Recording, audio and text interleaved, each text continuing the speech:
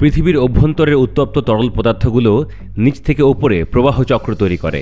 ভয়ঙ্কর উত্তপ্ত এসব পদার্থকে ঢেকে রেখেছে ওপরের ভূমিস্তর। ভূমিস্তরের কিছু কিছু এলাকায় দৃঢ়তা ও পুরুত্ব কম। এরকম এলাকায় জন্ম নেয় আগ্নেয়গিরি। অপেক্ষাকৃত দুর্বল এলাকাগুলো দিয়ে মাঝে মধ্যে অভ্যন্তরের উত্তপ্ত তরল পদার্থ বেরিয়ে আসে।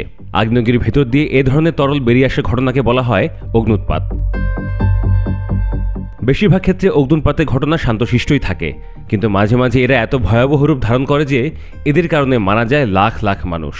সোমবার মাউন্ট এটনায় ভয়াবহ ধস ও অগ্ন্যুৎপাতের ঘটনা ঘটেছে। মূলত এই আগ্নেয়গিরির দক্ষিণ পূর্ব অংশ ধসে পড়ে বিশাল বিস্ফোরণ ঘটে এবং এতে গ্যাস, ছাই ও পাথরের গরম ঢল সৃষ্টি হয়।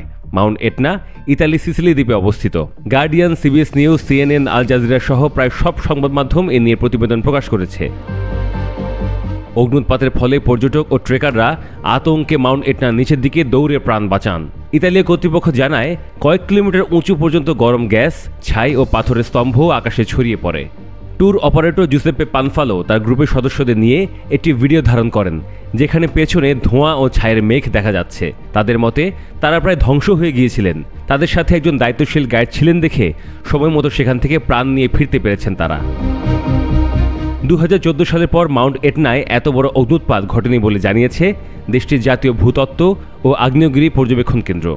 বিস্ফোরণের শব্দ 50 কিলোমিটার দূরে তাওরমিনা, অন্যদিকে 40 কিলোমিটার দূরে কাতানিয়া শহর থেকেও শোনা গেছে। পর্যবেক্ষকদের মতে মাউন্ট এটনার দক্ষিণ পূর্ব ক্রেটারের উত্তর পাশ ধসে পড়ায় লাভা প্রবাহিত হয়েছে, তবে এখন তা ঠান্ডা হচ্ছে। সিসিলির গভর্নর জানিয়েছেন স্থানীয় বাসিন্দাদের কোনো ঝুঁকি নেই, তবে পর্বতারোহীদের জন্য শৃঙ্গ এলাকা এড়িয়ে চলতে পরামর্শ দেওয়া হয়েছে। কাতানিয়া ও পালেরমো বিমানবন্দর খোলা আছে, তবে কিছু ফ্লাইট পালেরমো থেকে ডাইভার্ট করা হয়েছে। এছাড়াও আগ্নেয়গিরির কাছে যাওয়া আসা রাস্তাগুলো জরুরি যানবাহনের জন্য ফাঁকা রাখা হয়েছে, এমনটাও জানান সিসিলির গভর্নর। পর্যবেক্ষকরা জানিয়েছেন এই ধরনের অগ্ন্যুৎপাত সাধারণত দ্রুত থেমে যায়, তবে ছাই ও গ্যাস নির্গমন অব্যাহত থাকতে পারে। বাতাসের গতিবিধি অনুযায়ী কাতানিয়াবাসীকে সতর্ক করা হচ্ছে বলে জানিয়েছেন শহরের মেয়র।